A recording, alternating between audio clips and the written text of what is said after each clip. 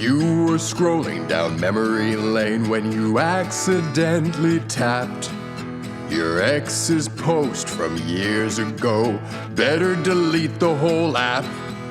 When scrolling's a bust, tacos are a must. Paso, the old El Paso. Pick up an old El Paso standard stuffed taco kit today. When modern life gets rough, grab the timeless taste you love.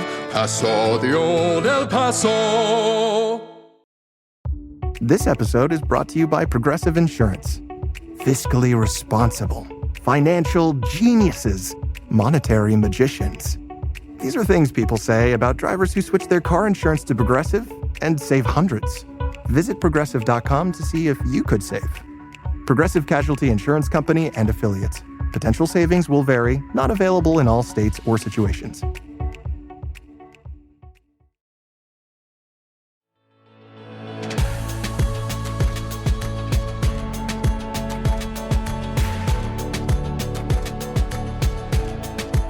I'm Nicole Khalil, and you're listening to the This Is Woman's Work podcast, where we redefine woman's work as whatever feels true and real and right for you.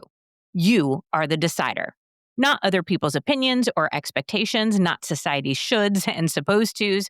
You write the rules for you.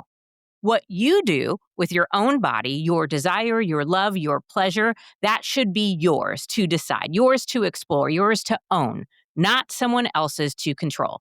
But here we are, living in a time where sexual freedoms are being chipped away under the guise of protection, where some young people are so anxious about the cultural and political climate that they're afraid to date, afraid to explore, afraid to know themselves, which in my opinion is one of the greatest losses of all. Because whether we're talking about gender identity, sexual orientation, relationships, or sex itself, you are the decider. You're not the decider for everyone else, but you are for yourself, which is why I will never understand why so many people are so obsessed with what other people are doing consensually. I can't wrap my head around any of it. Being informed is not dangerous. Turning to the internet in the absence of real education is. Having access to healthcare should not be controversial. And believing in the freedom to choose how, when, with whom, and even if you want to have sex, that's not radical. That's agency. That's responsibility. That's woman's work. So today we're diving into what our guest calls the second coming of the sexual revolution, the one unfolding on campuses, at school boards, in courtrooms, and in bedrooms. And we're doing it with somebody who's been reporting on the front lines of reproductive health, justice, and sexual politics for years. Carter Sherman is an award-winning journalist and author of The Second Coming, Sex and the Next Generation's Fight Over Its Future, a deep, eye-opening look at how Gen Z is rewriting the rules of sex, love, identity, and power, and how those rules are being challenged at every turn. So, Carter, thank you for being here, and let's talk about sex. Thank you for having me. Let's dig in. So, I want to start with, let's call it miseducation, the internet and the politics, all the noise that's out there. How is that impacting, changing how young people are experiencing sex, love, and relationships? What are you seeing out there? I think that it is basically impossible to understate the impact that the internet has had on the ways that young people do and view sex. Basically, the internet is sort of like this mass social experiment that we've all been participating in for the last 20-ish years, and we're just now beginning to see the results of that experiment. That was one of the things I really wanted to understand in the book, or what are sort of the key elements of the internet that are providing sex education, whether or not we like that sex education or not. Porn, obviously, is a huge provider of sex education. Social media really shapes the way that young people think about their bodies and their body image, and in turn leads them to sexually objectify themselves and others. I also found, though, that sometimes the internet can be a real place of community and connection, particularly for young LGBTQ+ folks. You know, Gen Z is increasingly, more and more young people are coming out more than ever before, and I think a large part of that is due to the internet making people feel welcome and making them feel like they're not alone. So I think to say that the internet is all bad is not necessarily accurate. I think it can feel like it is bad all the time, but there really are some bright spots online. Yeah, what I'm hearing is kind of similar to my experience is social media or the internet can be really great for connection or feeling like you're part of a community, but maybe not so great for being able to find factual, truthful information, especially in today's day and age. It can feel like a mixed bag. There's all sorts of mixed and false messages out there. So I guess my next question is, where could we and should we be getting our education and our knowledge? And why are people fighting against it so hard? I would say that one of the key places that would be really helpful to provide young people with information is in schools.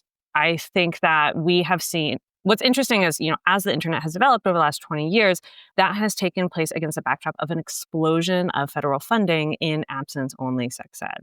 So I'm 31 years old. I started kindergarten in 2000, which is when the Bush administration came into power. And that was around the time that that administration started just flooding schools with funding for abstinence-only sex ed. By the end of the Bush administration, the federal government had spent more than $1 billion on abstinence-only sex ed. And the thing about abstinence-only sex ed is that it doesn't necessarily tend to work. If you tell people that, oh, if you have sex, you'll get pregnant and die, that actually doesn't really correspond with reality, and people know that. We have found through studies that in actuality, people who undergo abstinence-only sex ed, they tend to start having sex at around the same time as people who don't get that education. They tend to have a similar number of partners of people who tend to get that education. And they also tend to be less likely to use things like condoms.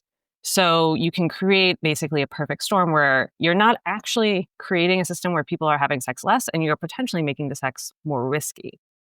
Now, in the absence of basically trusted adults, trusted authorities, that's when young people go to the internet. And sometimes the information on the internet can be very helpful, but you don't necessarily just want to rely on whatever it is that Google is telling you. And I think everybody who's been on the internet knows that that can be a faulty way to approach life.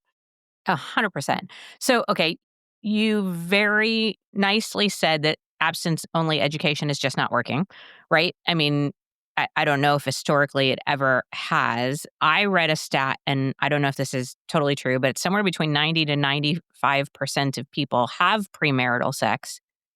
And what's changed most over the last 100 years when we talk about going back to the good times or whatever, what's changed is more the age in which people are getting married and how often people are getting married, not necessarily that they're having sex at later ages or not at all or not premaritally.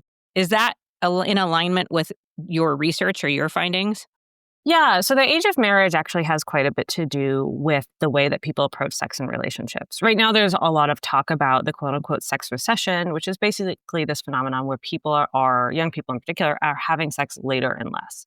And that is true. There is a lot of data that shows that, for example, 1 in 4 Gen Z adults has not had partnered sex.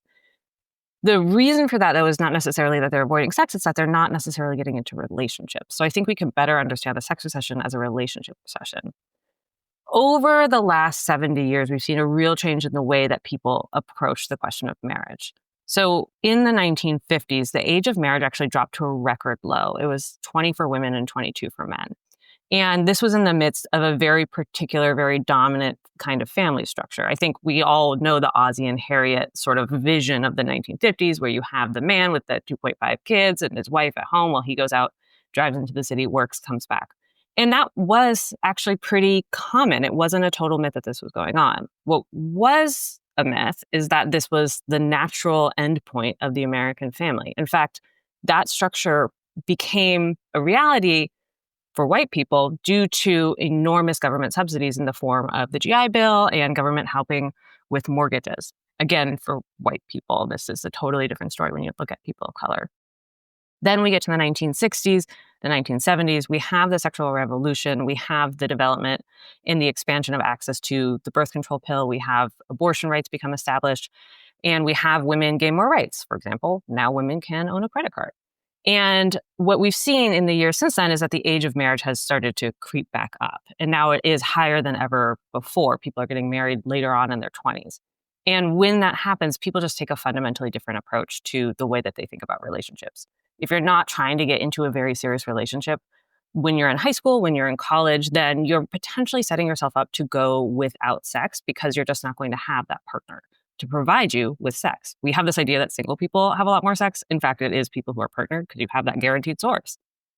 Okay, so then my next question is, and I don't know if I'm going to frame this very well, but it feels a little bit like this isn't about sex at all. It's about something else. This idea that, we're not going to educate people, abstinence only. We're not going to provide any sort of free or accessible birth control. Then if people get pregnant, we're not going to provide abortions, and then we're not going to provide any sort of financial support for people who have children and can't afford to. I just don't know how any of this works in reality.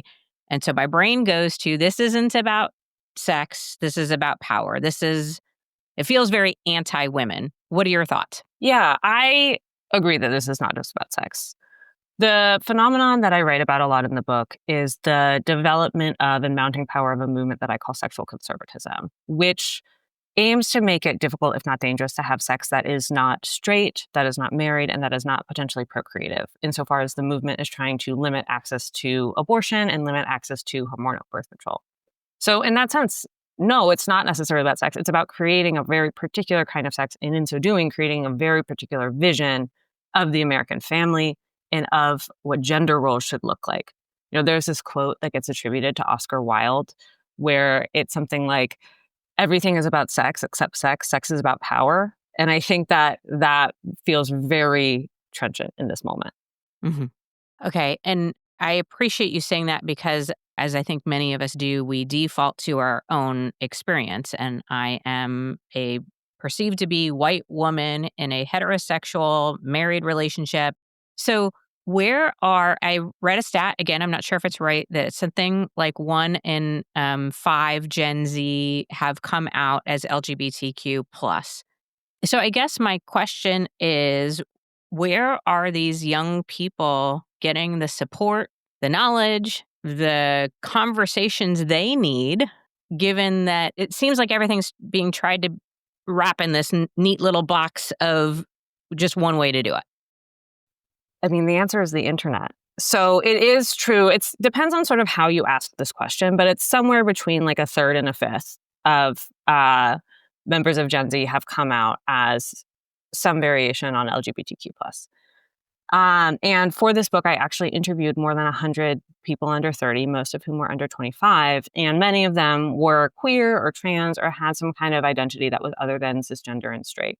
And when I asked them how they had sort of figured this out, when they had begun to suspect it, one thing kept on coming up, which is that all of them Googled, "Am I gay?" This was the thing that they were constantly going to the internet to search for. And indeed, we actually know that searches for things like, am I gay? Am I lesbian? Am I trans? Those have all skyrocketed over the last several years. And they've skyrocketed in particular in red states. So this is not just a phenomenon that's occurring in blue states, in more urban areas where you would sort of think that there's a more socially progressive, socially liberal atmosphere that allows for this kind of ambiguity and fluidity. It is that people are going online and realizing that this is something that might ring true to them and doing further research. I also talk in the book in particular about this movement that I identified among young people called sexual progressivism, which I think is in a clash with sexual conservatism. And so many young people are trending left. And they're really looking to not only expand access to things like LGBTQ+ rights, abortion rights, and to fight against things like sexual assault. They're also looking to expand and rethink the ways we think about sex and gender. And I think part of that is in part because so many of them are coming out and understanding this about themselves at earlier ages. There is a sizable amount of the population that thinks talking about being gay or trans or whatever is what creates people being gay or trans. Some of what you said, I think, flies in the face of that. But I wonder, do you feel like there actually has been an increase of people that are identifying that way? Or is it more that it's a little bit more safe or a little bit more socially acceptable to explore that today than it was, say, 20 or 40 or 80 years ago? I think there's no denying that it is more safe to explore that. I talked to one middle school teacher, actually, because I didn't just speak just to young people. I also spoke to several experts and people who work with young people. And she was talking about how, a few years ago, they, them, quote unquote, hit middle school life. That's how she put it. And many of the young people wanted to be addressed as they, them. And now today, she says a lot of them have reverted to the gender that you would think that they were or imagine them to be. And the thing is about that, though, being young has always been a time when people try on identities and cast them off and decide who they're going to be. And I think that what has really happened is being LGBTQ plus is now a part of that iterative process in many communities.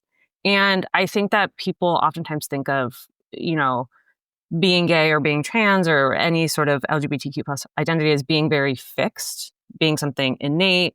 I was born this way. And this is sort of an argument that I think a lot of older generations of LGBTQ plus activists got boxed into, because if the argument on the other side is that being straight is what's natural, then you have to make this argument in return that no, being gay or being trans or what have you, that is natural for us.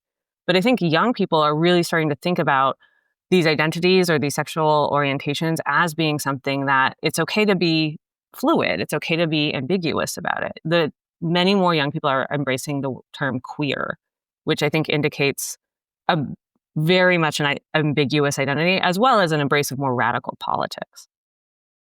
If you're anything like me, drinking enough water every day sounds great in theory, right up there with getting 8 hours of uninterrupted sleep and folding the laundry right away, which is why I found a smarter way to stay hydrated with Cure. Cure hydration packs are clean and simple, plant-based electrolytes, no added sugar, and just 25 calories. They hydrate better than water alone, and get this, they actually taste good. My favorite flavor is lemonade, but they have several great flavors that you can try, which make drinking water feel like less of a chore. They even have a Cure hydration variety pack for kids. JJ uses them over long practices or tournament weekends, and honestly, I use them then too, because hauling kids around to all of their activities should qualify as a sport. Listen, staying hydrated isn't just about water. You also need electrolytes. That's why I love Cure. It's clean, tastes great, and actually works. And for This Is Woman's Work listeners, you can get 20% off your first order at curehydration.com/woman's work with code Woman's Work. And if you get a post-purchase survey, make sure to let them know you heard about Cure right here. It really helps support the show. Don't just drink more water, upgrade it with Cure. With new, gentler scented Clorox disinfecting wipes, clean finally smells as good as it feels on everything from lamps to ceiling fans, even on your kid's toy shark. Oh, ouch. Clorox disinfecting wipes, now available in crisp lemon. Find it on Amazon. Clorox, clean feels good. Icy Hot Pro with 2 max strength pain relievers. Targets multiple pain receptors. Ice works fast. Heat makes it last. So what I'm hearing is I have a belief that most humans learn best via experience. And it sounds like young people are, with gender fluidity or learning through experience. It's not, I was born this way and this is the only way I can be. It's sort of a self-discovery, self-exploration that's happening. I think so. I mean, that might not be true for everybody. Some people very much might feel like I have one true identity that's fixed inside me. But many of the folks that I interviewed had sort of gone through a number of different labels before they settled on something that felt right, or before they settled on, I don't actually want to be labeled. One guy I talked to was, it was sort of a big moment for him when he was on a dating app in college, and he decided that he was going to be open to hooking up with anybody, and he selected that on the app. And the thing that he told me, and the advice that he gives his friends, is like, it doesn't really matter who you're sleeping with. Like, the labels are supposed to be useful for you. If they're not useful, you can discard them. What matters instead is being hot and dating hot people. We've talked a little bit about, I'm just going to say what I believe is not working. There has been a lot of sex positive movements. I feel like has been more awareness, more openness, at least in my upbringing. So I guess what can we learn from sex positivity movements? What's working? What's not working there? I don't imagine that anything has been totally figured out just yet. Yeah, I don't think sex has been figured out at all, as it turns out. The sex positivity movement was something I was very interested in because As I said, I'm 31. I think I grew up sort of in the thick of the sex positivity movement, which is in like the 2010s time when I was in college. Everybody was talking about sex positivity. And the thing, though, that I do think sort of went south with sex positivity, at least in that era, was I think that there was an idea that to be sex positive meant having as much sex as possible. And the quality of the sex didn't really matter so much. And whether or not you were actually enjoying the sex or enjoying the people you were having sex with, that was less important to establishing your sex positive bona fides than just to be having sex. There actually are, I was reading one study that was looking at college students, and these young women at this time were not having orgasms. It was like if you didn't have intercourse in your hookup, you had an 8% chance of having an orgasm. And orgasms are not the end all be all of whether or not a sexual experience is a good one. But conversely, in these same studies, a lot of young men were saying, oh, I don't really care if I give her an orgasm. And that to me does not indicate a reciprocal positive partnership going on. You ideally would want your partners to be having a good time. The thing, though, that I think sex positivity can do really well, at its best, it advocates for comprehensive sex ed. It advocates for a real understanding of consent. And so I think it's still possible to achieve those things. I just think that we can get lost in the sort of rah-rah sex, the future is female, et cetera, in a way that obscures the true political aims or the ideals around sex positivity. Yeah. I feel like you basically just described my 20s, a lot of really bad sex. A lot of people who read this book have told me that the section I wrote about sex positivity really helped them reframe and understand what they were going through. Because it was like, oh, 100%. I wasn't really having sex for myself. I was having sex for this idea of who I wanted to be as a feminist. And then that made me not understand what feminism even was because the sex was bad.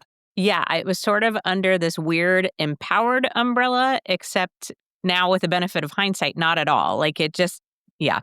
I was like that. I can say that this was also my experience dating in college in my early 20s, that I was not doing it. I wanted to be feminist. I wanted to be cool. I wanted to be sex positive.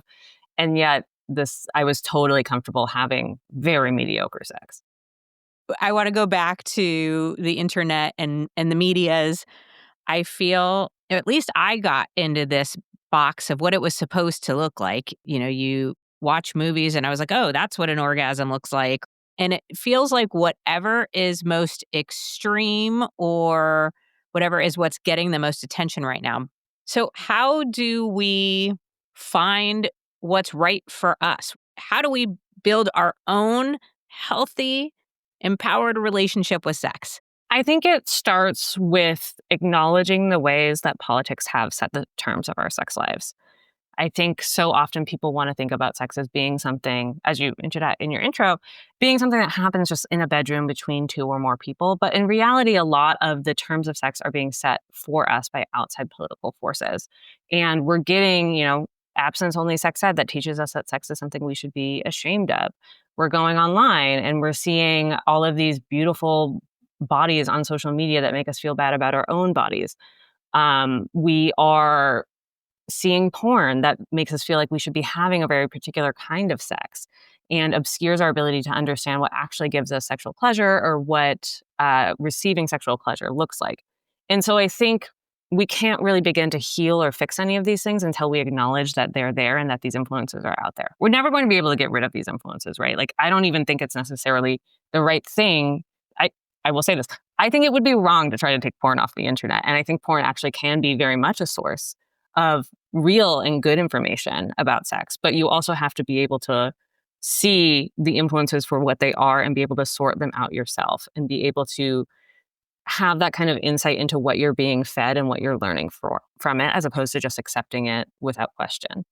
Are there any questions that we should be asking ourselves? Like, does this feel right for me? And I also keep going back to this idea that we're our own decider. Just because something doesn't feel right or attractive or whatever for you doesn't mean that it's not. I think we have this tendency to have our perspective, but then, be closed off to everything else. So I guess my question for people who are on this self-discovery journey, and I think we have a tendency to think about the younger generation, but I'm approaching 50 and I'm still on a journey myself. How do we find our own answers And then any advice for keeping them our own and allowing other people to find their own answers? I've at this point kind of dedicated my life to studying gender and sexuality and talking to people about their sex lives. And I think it does consist of trying to flip the switch in your head where you think like, it's interesting that other people are turned on by things that I'm not turned on by. It's interesting that there's such a diverse array of sexualities out there, and it's not something to fear. I think that we are told so often that like we should be having sex according to a particular kind of script. And once you start to let go of that script within yourself, you also have to agree that, other people don't have to live by the script that I've written for myself either. And, if everybody has sex the way that you have sex, like, what will you ever learn about your own sex life? You know what I mean? Like, part of the joy and interest of sex is getting to see what turns your partner on and then trying it out or not trying it out and having conversations about it and communicating with yourself and communicating with them about it. Like, that is what makes sex such an interesting thing. That is what makes all of us so obsessed with sex. And so maintaining a sense of intrigue and interest and delight, I think, is key to not only having your own good sex life, but creating a more sexually open and accepting and progressive society. I know one of the things that you did or are doing in your work is talking to young people or really people in general on, let's just call it both sides of the aisle. What are you seeing and experiencing that we have in common or that we believe the same? And where do you see the greatest divides?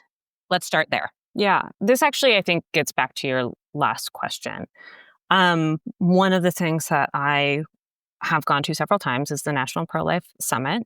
And I reported on this in the book. I went to a Dating with Dignity talk at one of the National Pro-Life Summits. And it was packed. People were very excited. It was like Harry Styles had shown up and decided that he would put on a promise ring. That was the level of excitement in this gathering, which I was floored by, frankly. And as you might imagine, dating with dignity means dating without doing it. And I think what really struck me about that is the young people who were at that talk, and then the young people I've talked to over the years who identify as conservative, who believe in things like chastity, who want to save themselves from marriage, they are also looking to have valuable relationships. They are looking to be able to find ways to be vulnerable, but also not be vulnerable too much. Like, they have the same insecurities that I think sexually progressive young people have. And the difference is that I think in general, you can't really shield yourself from pain and uncertainty and questions around sex. You definitely cannot shield yourself from those things by, having babies, getting married. As you said, when you're in your 50s, you're still trying to figure it all out. And so I think recognizing that people want the same things, they want love, they want acceptance, they want connection, is key. Well, also, I think it's key for all of us to understand, like, you're never going to achieve self-actualization. Probably. I'm sorry. If someone who's listening into this, I would love to know, please reach out to me and send me their therapist number. But I think in general, we just have to accept that, like, this is a lifelong journey and there aren't really strict answers, and there's no way to be totally safe and happy for every moment of your life, especially when you're in an intimate partnership. 1000%. Okay, so then a key part of being in relationship with anyone is communication.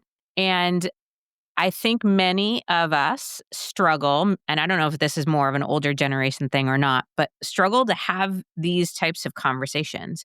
It can be uncomfortable. It can be very vulnerable. Like, there is this element, I'll just speak for myself, of it feels very private and very personal. And at the same time, I want to talk about it. And sometimes bridging that gap can be really challenging and uncomfortable. Any advice, given that you talk about sex all the time, any advice about how to bring this topic up within our relationships and with the people in our lives? Well, I am very open about sex, so I don't know that I am necessarily the model for everybody. That said, I think the more you are open about sex in appropriate settings, I'm not saying go into your workplace and talk endlessly about your sex life, but I think the more you are open about sex and treat it as another element of your life, the more other people see that and respond to it. In doing these interviews, one of the things that I really found is that Many of these young people really enjoyed talking about their sex lives, and they had never done it before. They were telling me in these conversations like, oh, I'm making these connections I never had before. No one's ever asked me about this. I totally forgot that this happened to me. And a lot of times it was kind of funny. Sex is an inherently funny thing. It is at best inelegant, I would say. And so I think just approaching these conversations with an acknowledgement that all of us are going through it all together, all at once, and also having a sense of humor is very key. And then also being able to laugh at yourself is so important. One of the stories I tell in the book is I was obsessed. I was pathologically obsessed with the fact that I was a virgin. And I was so upset about it. I really wanted to lose my virginity. I didn't lose it until I was 19. And at one point, I just burst out crying in front of my mother because I was so upset about the fact that I was a virgin. And that was unnecessary. I could have just talked about it. I could have just been open with my friends. I could have been open with my mom, and they would have been so normal about it. And I wouldn't have carried this around in myself for so many years. And in retrospect, I just feel like if you are able to treat it as another element of your life, treat your sexuality maybe even as your hobby, that can be so profoundly freeing for people. I have not figured it all out, though, I should also say.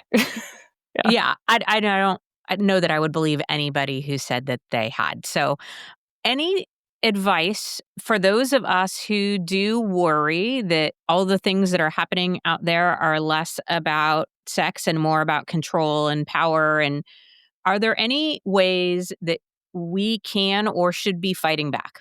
I think people see the news that comes out of the White House, and it feels very overwhelming and upsetting if you don't agree with what the White House or what the administration is doing right now. But what I found in reporting on gender and sexuality for 8-9 years now is that so much of this policy is actually really set at this local level. And it is really being set in school boards and in state legislatures. The overturning of Roe v. Wade was the result of years and years of activism that was done at the state and local level by anti-abortion activists. They were fighting for abortion restrictions that ultimately created a vehicle for the U.S. Supreme Court to overturn Roe. And if people had paid more attention to that level of organizing and state level politicking that was going on at the time, it's possible that Roe v. Wade could have been preserved. And so if you were someone who was upset about the way that Roe went down, I can tell you that there are plenty of other sexually conservative causes that are running on the same playbook at this time. And so if you want to pay attention to what's going on in your schools, if you want to pay attention to what's going on in your state legislatures, if you want to pay attention to what's going on in your local governments, all of that will have an impact. And I'll add one other thing that every one of us can do, and that is get Carter's book, The Second Coming, available wherever you buy books. Go to bookshop.org or go to your local bookstore. Let's keep them in business. Carter, thank you for writing this book, for doing this incredibly important work, and for being here today. Thank you so much for having me. Okay, friend, here's the deal as I see it. Sex is not shameful or dirty. Only people filled with shame will tell you that. It's not something to fear or control or legislate into a box. Only people filled with arrogance want to do that. Sex is human, it's natural, and it's deeply personal. And the truth is, when we allow other people to make decisions for us about our bodies, our identities, and our relationships, we don't just lose freedom. We lose connection. We lose curiosity. We lose ourselves. I will say this over and over until it stops needing to be said. You are the decider. You get to define what feels true and real and right for you. And that's the most important job you have in this life, because every other decision you'll ever make stems from it. No one is responsible. Not your parents, not your pastor, not your governor, and definitely not some internet stranger with a strong opinion and too much time on their hands. This fight over sex isn't really about sex. It's about power. And reclaiming that power, your autonomy, your voice, your agency is now and will always be woman's work.